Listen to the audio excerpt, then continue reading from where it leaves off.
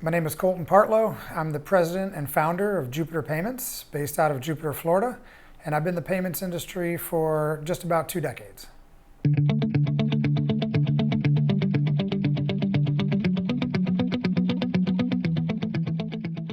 After I graduated from college, I was working in the real estate market in South Florida from 2003 to 2005.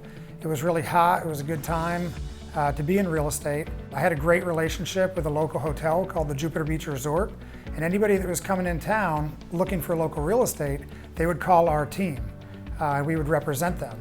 And I was lucky enough to meet a husband and wife couple named Jim and Jackie Leffler that were moving down from Kentucky and moving down to Florida to build out a team for a company called Heartland Payment Systems. Jim had invited me to come to the resort one day. He was bringing in the local team to meet with them, a meet and greet. He had asked me if I wanted to come in and sit down. I had some openings for the day, so I did, and I didn't end up leaving my seat for about 6 hours straight. I was so interested in the opportunity. You know, real estate was a longer sales cycle, only people looking to buy or sell homes, a one-time transactional sale. While the credit card business was a short sales cycle, all businesses out there were potential customers, building residual and passive-based income, and it was really exciting to me. I went home and I said to my wife, I think I want to switch and get into the credit card processing industry. I told her a little bit about it. It was commission to commission, but she said that I believe in you, and if you think it's best for our family, then I support you. Within a couple months, I got out of real estate completely. I was all in at Heartland in the credit card business, and I never looked back.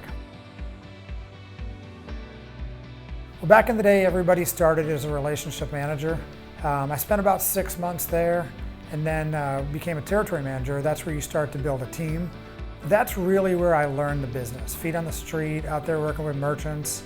Jim would always tell me, know your company, know your competition, and make good daily choices. And I really took that to heart.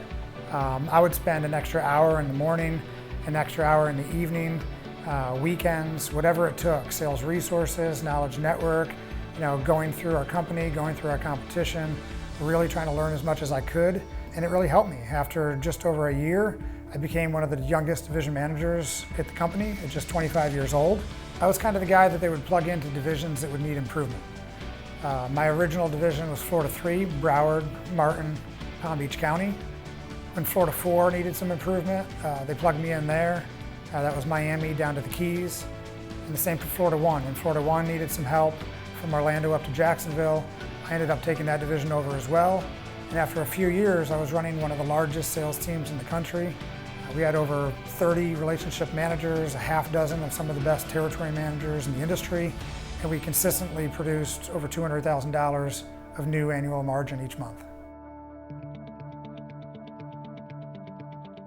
During those times, there was just a great sense of culture and teamwork, and we just knew we were out there advocating for merchants and trying to change the industry. The Walmart lawsuit with Visa just happened, and the check card rebate, and we were given 100% of that back in our interchange plus only model. We had just released the Merchant Bill of Rights to protect merchants, 10 rights that we advocated for merchants for. For years, we sold against Amex and talked merchants out of using it, and then Amex came around and had the 1-point program initially. There's just some really big programs, really big things that we did to help change the industry, and I was just really proud to work on those. I was really fortunate to work with some of the best leaders in the industry to learn this business. Jim and Jackie Leffler were obviously huge influences on my life and on my career. Jim had a saying, it was Roosevelt, he'd say, "To those who much is given, much is expected." And I always remembered that, and I remembered the opportunity that I was given, and I really wanted to work hard and not let them down. Jackie was usually more of my direct manager, and she's just awesome. She's not just the nicest, kindest lady you'll meet, but she was supportive, thoughtful, and not just great for me professionally, but she was also really great to my family, and helping us get into this industry, and just really took care of us. There was also Bob Carr, our founder and our CEO. I don't think there's anybody that's ever done more for this industry than Bob Carr. He's just an amazing guy, really fought hard for merchants in this kind of complex, unregulated industry, always making sure he did the right things for them. and just trying to change the industry. Even in our darkest hours during our breach that we had in 2008 and 2009, he came forward, was full disclosure about it, invited our competitors in to help make sure it wasn't happening to them as well. Bob Carr was always advocating for his employees and for the merchants, and there's just nobody that's had more of an impact on the industry than him. Eventually the day came when Heartland was sold, and it was sold for $4.3 billion. We were told that it would be business as usual, but I knew that with an acquisition that size, it wasn't going to be business as usual. Bob Carr ended up leaving the company, and I really felt like Bob Carr was the glue that really held the company together. We thought as long as he was there, we would continue to advocate for merchants and things wouldn't change, and I just wasn't that confident once he was gone.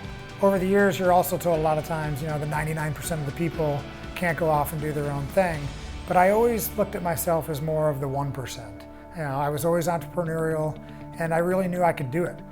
Even back when I was 9 years old, I started my first company, CWP Enterprise. My dad bought me letterhead, and I started working with my neighbors, mowing lawns, chopping wood, shoveling driveways during the winter. It was a really great business. In fact, we had a 500-gallon gas tank behind our house, and I would use that to fill up our lawnmowers and to mow all my neighbors' lawn. And then I would bill them for it on my letterhead. And the best part about it was I never even had to pay my parents back for it. So it was a really good business model. I also thought that leaving would be the best thing for my family. It was a risk, and it made me nervous. But just like leaving real estate and getting into the credit card processing industry, and my wife believing in me, when I told her we should go do our own thing, she believed in me there as well. And ultimately, we thought it would be better for our family. Less stress, more reward, a better work-life balance, and the opportunity to do our own thing. And at the end of the day, I knew I could do it, and I just thought it was my destiny. I wanted to do it my way, like I had learned for over a decade from some of the best in the biz. I used to hear from some of my high-producing agents that they wanted to hire split, or maybe that they felt like they didn't need all the layers of middle management that they had. It just wasn't an option in that model, but I knew it could be, and that's one of the main goals that we have at Jupiter. We want to maximize the revenue for our agents by cutting out layers of management.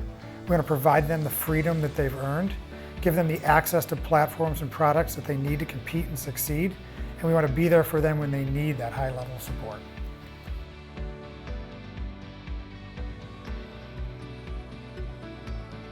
One of the misconceptions out there is that all ISOs are bad.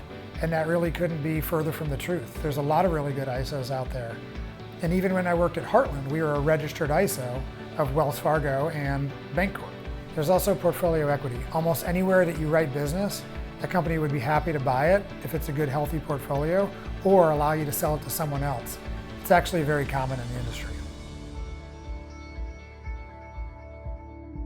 I don't really have anything bad to say about Heartland at all. While I was there for over a decade, it was some of the best times of my life. I learned from some of the best leaders in the industry, Jim and Jackie Leffler, Wes Williams for years, Tony Capicelli, one of the best leaders we've ever had, and Bob Carr, who arguably has changed the payments industry more than anybody else ever. And while I may not necessarily agree with the direction that the company's gone since I left, I'll always be grateful for my time there. It's because of Heartland that I was given the opportunity to do my own thing, and I'll always be thankful to Heartland for giving me the opportunity.